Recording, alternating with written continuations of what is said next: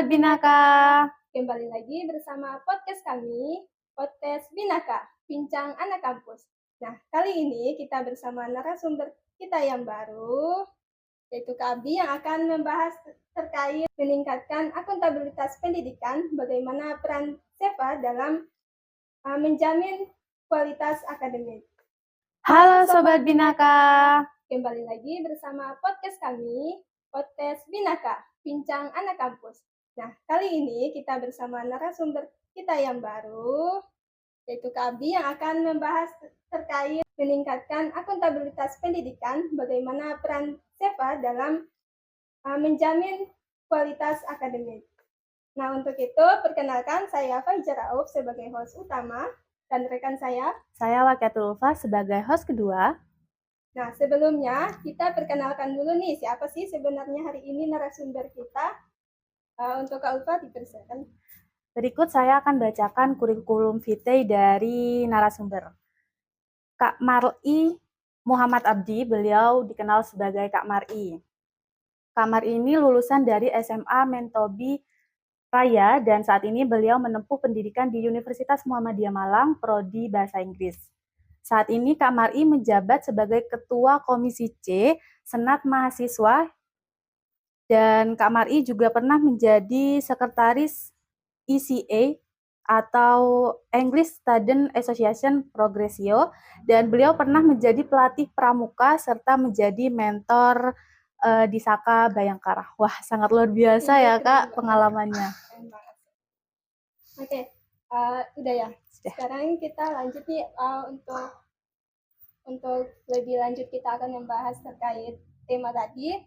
Gimana kalau Kak Abdi sapa dulu nih penonton Binaka. Halo teman-teman Binaka, selamat pagi. Kak Abdi sehat? Alhamdulillah sehat. Gimana nih, dua hostnya sehat apa enggak? Alhamdulillah. Oke. Untuk sekarang gimana Kak kuliahnya, aman? Oke, untuk kuliahnya sekarang lagi pusing ya, karena lagi nyusun skripsi kebetulan, karena ya ngejar 3,5, kalau misalnya dapat alhamdulillah, kalau enggak ya udah. Amin. Semoga dilancarkan ya Kak ya. Sebelumnya ini mau bilang makasih ya ke teman-teman panitia karena sudah diundang. Ini merupakan salah satu salah satu event yang menurut saya baru untuk saya karena pertama kali saya jadi pembicara seperti ini. Seperti itu. Ya, kami juga berterima kasih karena sudah meluangkan waktu untuk hadir di sini. Sama-sama. Oke, kita bisa lanjut ke Bisa, silahkan. Pertanyaan yang pertama dulu Pak, mungkin? Yang kedua. Oke. Untuk pertanyaan yang pertama, kalau dari Seva sendiri nih, peran apa saja yang perlu dilakukan nih untuk meningkatkan kualitas akademik, terutama dari FKIP sendiri? Oke, terima kasih sebelumnya atas pertanyaannya ya. Kalau berbicara tentang peran SEFA ya, SEFA itu berperan dalam menjaga kualitas akademik, itu tuh hanya sebagai jembatan. Jembatan antara teman-teman mahasiswa, termasuk saya sebagai mahasiswa, itu ke pihak fakultas atau pihak yang berhak menerima aspirasi seperti itu. Jadi nanti apabila ada aspirasi maupun keluhan, saran, itu nanti kami yang menyampaikan. Nah, kenapa Kak kok bisa menjadi jembatan itu sebagai bentuk menjaga? Karena seperti ini, saya ambil contoh semisal ada salah satu dari tenaga pengajar yang mengajarnya tidak sesuai dengan SOP. Nah, itu apabila keluar nih omongan ini sama peristiwa ini yang pengajar tidak mengajar sesuai dengan SOP ini sampai keluar, kemudian terdengar ke halayak ramai, akan ada buah bibir yang kurang menyenangkan. Seperti itu. Misalnya kayak akan ada omongan seperti ini. Masa kayak gitu sih di fakultas keguruan, masa ngajarnya seperti itu. Nah, itu kan kurang enak tuh didengar. Nah, apabila ada omongan tersebut, itu tuh melukai si kualitas yang sudah dijaga oleh FKIP, yang sudah di branding oleh FKIP. Nah, tugasnya SEFA itu apabila teman-teman mengalami hal seperti itu, segera dilaporkan. Segera dilaporkan kepada kami agar kami menyampaikan hal tersebut ke pihak yang berhak menerima aspirasi. Agar hal tersebut segera dibenahi. Jadi nggak sampai ada omongan keluar gitu. Jadinya cukup kita aja yang tahu misalnya ada hal yang kurang mengenakan seperti itu.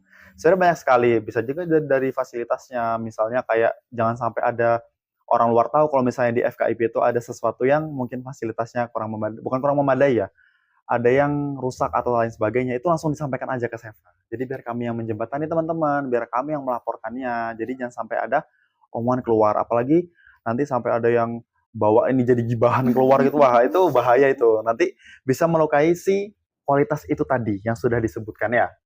Seperti itu. Oke, berarti banyak ya kontribusinya dalam peran Seva ini. Iya. Ya. Ngomong soal kontribusi, Mhm. apa aja sih kontribusi dari Seva? Coba sebutkan contohnya mungkin Kak. Oke. Yang pernah. Kalau kontribusi nyata Seva dalam bidang akademik itu nggak jauh-jauh teman-teman dari yang namanya pengawasan dan juga aspirasi. Karena memang tugas utama Seva sebagai lembaga legislatif itu ya sebagai pengawas dan juga ini penyampai aspirasi.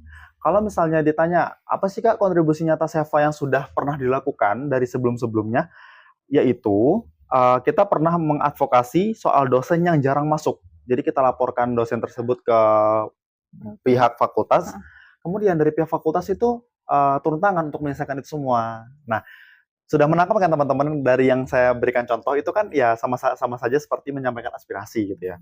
Kalau misalnya ditanya apalagi Kak usahanya selain itu, selain kontribusi nyatanya dalam bidang akademik selain itu, kami juga membuka forum teman-teman. Jadi membuka forum offline maupun online untuk teman-teman sekalian untuk menyampaikan nih keluh kesahnya selama belajar di fakultas kita tuh apa aja. Itu bisa teman-teman sampaikan guna menjaga si kualitas itu tadi gitu. Jadi kembali ke yang kualitas ya. Nah, jadi nanti akan ada forum offline itu teman-teman bisa menyampaikan keluh kesahnya gimana selama belajarnya gitu ya. Kontribusi nyata Seva ya itu. Kalau misalnya ditanya yang pengawasan apa Kak? Jadi gini teman-teman, di Seva itu tuh ada mohon maaf, kan di fakultas kita ada 6 program studi. Iya. Nah, di senat fakultas sendiri itu ke semua program studi itu ada Seva-nya, ada anggota Seva-nya. Jadi setiap teman-teman Seva yang ada di setiap program studi itu turut andil untuk mengawas terkait dengan sistem belajar mengajar di setiap prodi. Nah, jadi misalnya nih ada kejanggalan, misalnya dari prodi apa ada kejanggalan, itu langsung kami rapatkan dan akan kami tindak lanjuti. Kami sampaikan aspirasinya kepada pihak yang berhak menerima aspirasi, guna menjaga yang namanya kualitas itu tadi. Jadi itu teman-teman kontribusi nyata Seva, teman-teman. Berat juga ya tugasnya. Ya, kayak gitu teman-teman. Makanya Seva ini kan paling dekat sama teman-teman semua, karena ya memang kita tuh hadir untuk teman-teman gitu. Tapi kalau boleh tahu menurut Kakak sendiri nih, seberapa besar sih pengaruh mahasiswa untuk meningkatkan kualitas pendidikan di kampus? Oke, kalau ditanya ya pengaruh mahasiswa gitu ya. Jadi gini teman-teman. Oh, nggak saya kasih statement dulu di awal ya. Tentu mahasiswa sangat berpengaruh sekali. Karena gini, sebagus apapun aturan yang dibuat oleh atasan, itu yang merasakan bukan atasan, tetapi kita sebagai mahasiswa. Jadi gini, saya ambil contoh ya teman-teman ya. Semisal dari atasan itu membuat peraturan untuk bahwasannya semua mahasiswa FKIP diharuskan membawa tumbler dan harus diisi dengan air mineral. Tujuannya apa? Tujuannya agar menurunkan tingkat menurunkan angka penyakit diabetes di usia dini. Karena kan minuman manis di era kita ini udah kayak bestie ya, hari-hari minum manis. Nah, ini tujuannya kan baik nih. Baik ya tujuannya dari atasan. Namun ketika turun ke mahasiswa, turun ke kita, itu ternyata ada sesuatu yang janggal, bukan janggal. Sesuatu yang memberatkan gitu, teman-teman. Kan gini, tumbler itu kan perlu dibeli. Jadi kita butuh duit untuk membeli tumbler itu ya, teman-teman ya. Berarti kan antara mahasiswa dan juga atasan ada ketidakselarasan terkait dengan hal tersebut. Nah, ini misalnya si biaya tambahan untuk membeli tumbler ini sampai keluar ke ke khalayak ramai dan menjadi buah bibir, nanti akan ada omongan seperti ini sebagai contoh. Masa udah bayar mahal masih disuruh ngeluarin biaya buat beli tumbler, kan nggak enak ya teman-teman ya. Maka dari itu, nah ini peran mahasiswa yang saya sebut penting itu ada di sini. Teman-teman semua termasuk saya itu harus proaktif untuk menyuarakan hal ini. Jadi si biaya itu tadi, teman-teman suarakan, memang kami setuju Pak, misalnya terkait dengan membawa tumbler untuk menurunkan angka diabetes di usia dini. Namun kami keberatan, karena kami harus mengeluarkan biaya lebih untuk membeli tumbler tersebut. Nah jadi itu, peran teman-teman itu di situ. pentingnya untuk mengevaluasi yang sudah dikeluarkan oleh atasan. Tujuannya apa? Tujuannya agar menjadi lebih baik gitu. Menjadi lebih baik dan juga untuk apa ya? Dari atasannya bisa memikirkan opsi yang lain gitu loh, teman-teman. Gitu. Jadi nggak akan ada miskomunikasi lagi antara atasan dan juga kita sebagai mahasiswa yang menjalankan aturan gitu. Kalau misalnya ke semua itu berjalan dengan lancar, si kualitas yang sudah kita bahas dari awal ini nggak akan terluka gitu teman-teman. Seperti itu. Selanjutnya nih Kak, kan sekarang kita dikenal dengan era digital. Pasti ada tantangan-tantangan tertentu. Mungkin Kakak bisa ceritakan tantangan apa aja yang dihadapi oleh Seva digital ini. Ini oleh Seva apa in general? Apa secara umum? Dari Seva sendiri dulu. Oh, dari Seva sendiri ya. Oke. Sebenarnya tantangan tuh ada banyak sekali teman-teman ya. Kalau misalnya berkaitan dengan Seva sendiri, tantangannya itu jujur, saya kurang berani mengucapkan karena hal tersebut bersifat sensitif ya. Jadi saya sebutkan di ini aja, in general aja ya, dalam umum aja ya. Saya mungkin akan menyebutkan tantangan yang berkaitan dengan bukan sistem pendidikan, kegiatan belajar mengajar kita. Jadi gini, kita sebagai Gen Z itu sudah sangat familiar dengan yang namanya artificial intelligence atau AI ya. Nah, dengan hadirnya AI ini sebenarnya ada dua ini teman-teman, ada dua sudut pandang. AI ini bisa menjadi sesuatu yang menguntungkan dan mempermudah, namun bisa juga menjadi sesuatu yang merugikan. Seperti itu. Apa Kak menguntungkannya? Menguntungkannya adalah dengan adanya AI, kita itu untuk mengakses setiap informasi itu tinggal ketik aja di mesinnya ya kan. Even misalnya teman-teman nih dapat tugas, coba dibuat makalah. Kemudian harus menggunakan teori Creswell misalnya. Nah, itu teman-teman tinggal taruh aja di site AI kalau misalkan teman-teman tahu ya. Itu bisa langsung di-download itu jurnalnya teman-teman. Teman-teman tempel, teman-teman ketik di pencarian itu bisa langsung di-download jurnalnya seperti itu, langsung disediakan. Nah, karena hal ini banyak generasi kita atau Gen Z itu tuh cenderung lebih malas. Pertama malas. Dan yang kedua adalah tingkat berpikir kritis generasi kita ini kurang. Ini sebenarnya saya menyebutkan hal ini bukan tanpa alasan ya, karena diri saya sendiri juga seperti itu gitu. Tingkat berpikir kita tuh kurang dan juga keuletan mental kita itu dari generasi yang sebelum-sebelumnya tahun 90-an itu tuh kurang banget teman-teman. Karena dilihat dari cara mengerjakan tugas saja udah beda gitu loh. Nah, itu ya. Kalau untuk kekurangannya adanya AI itu ya itu tadi ya mental kita itu cenderung lebih gampang baper ya mungkin ya bahasanya ya. Nah, dan juga kurang ulet itu tadi. Terus tingkat berpikir kritisnya itu sangat-sangat kurang sekali. Bukan sangat kurang ya. Kalau dibanding dengan generasi sebelum kita, sebelum Gen Z itu kan jauh ya. Gitu. Mereka kan tahan banting lah ibaratnya. Dari cara mengerjakan tugas saja udah beda gitu loh teman-teman. Mereka misalnya disuruh cari kutipan jurnal yang related sama, yang sejalan sama judul makalahnya, itu aja mereka harus membaca benar-benar satu-satu kan, kayak harus dicari ini gimana maknanya. Nah, karena hal itu tingkat berpikir kritis mereka tuh benar-benar diuji, benar-benar diasah tiap hari, keuletan mental mereka untuk komitmen untuk mencari hal tersebut itu tetap ada gitu. Jadi kayak berbeda sama kita gitu. Kita tinggal tempel keluar gitu. Nah, sebenarnya kalau ditanya gimana sih Kak cara solve masalah tersebut, cara problem solve-nya itu gimana, cara menyelesaikannya terkait dengan kekurangan adanya AI itu tadi. Jujur kalau misalnya aku sendiri pun belum menemukan solusinya ya yang benar-benar bisa menjawab gitu teman-teman ya. Ya misalnya ditanya apa solusinya Kak? Ya nggak ada. Ya solusinya ya balik ke diri kita sendiri lagi. Betul. Kita dengan adanya AI itu jadikan AI sebagai budak kita. Jangan jadikan AI sebagai bos kita, seperti itu. Jadi tergantung penggunanya ya, Kak? Betul. Betul sekali, teman-teman. Ya, terus kalau boleh tahu nih, apa harapan Seva ke depannya nih terkait kualitas akademik di FKIP? Oke. Kalau harapan Seva ya kita tentunya kan sebagai kaki tangan FKIP ya teman-teman ya.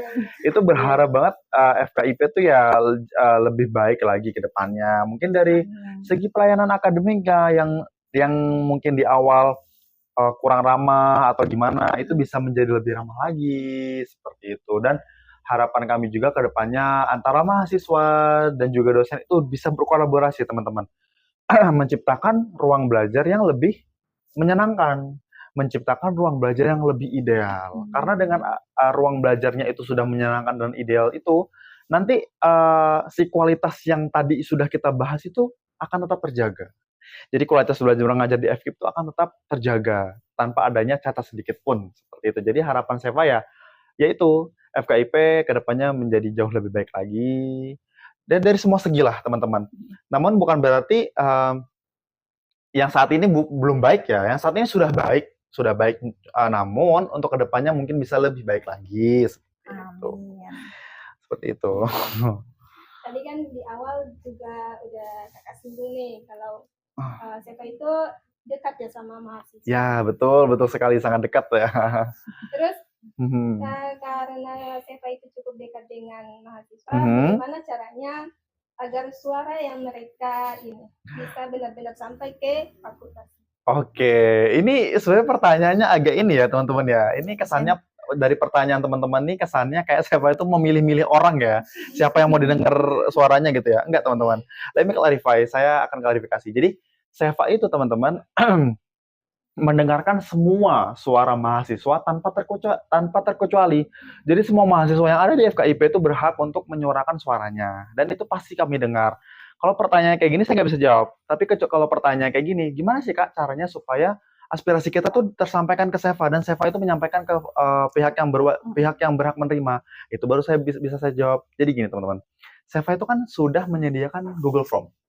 Tahu nggak Google Form-nya teman-teman? Tahu kan? Nah, itu bisa teman-teman isi. Jadi semua keluh kesah teman-teman terkait dengan sistem belajar mengajar yang ada di prodi masing-masing, itu bisa teman-teman isi di situ, teman-teman curahkan semuanya yang sekiranya mengganjal, baik dari fasilitasnya, dari segala halnya itu bisa teman-teman curahkan. Apabila teman-teman mengalami sesuatu yang kurang menyenangkan, itu bisa teman-teman sampaikan di G-Form itu tadi. Terus misalnya ada, aku nggak suka Kak, nggak suka pakai G-Form, aku lebih suka ngomong langsung nih Kak. Bisa. Nantinya dari Seva akan ada forum offline teman-teman. Jadi teman-teman bisa langsung berbicara gitu, bisa langsung menyampaikan kepada kami, bisa langsung curhat. Karena kami di Seva ini sebagai tempat curhatnya teman-teman semua ini, ya. Jadi nanti teman-teman bisa mencurahkan semuanya ke kami gitu. Nah nanti untuk tanggalannya menyusul ya teman-teman ya. Nanti akan diinformasikan lagi.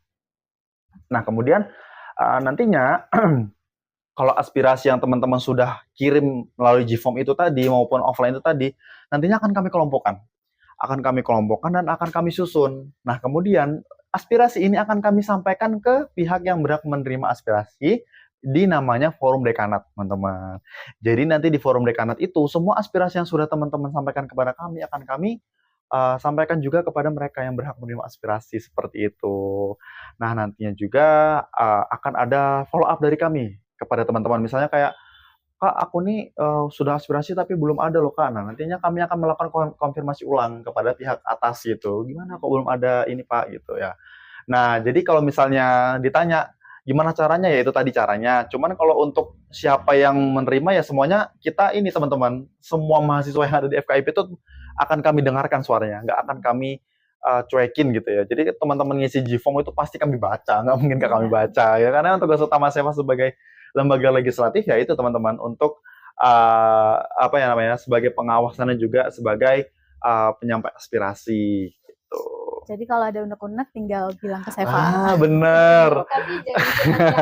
Ya jangan putus cinta, jangan ya teman-teman ya. Yang ada hubungan sama akademik aja gitu. Ya. Gitu.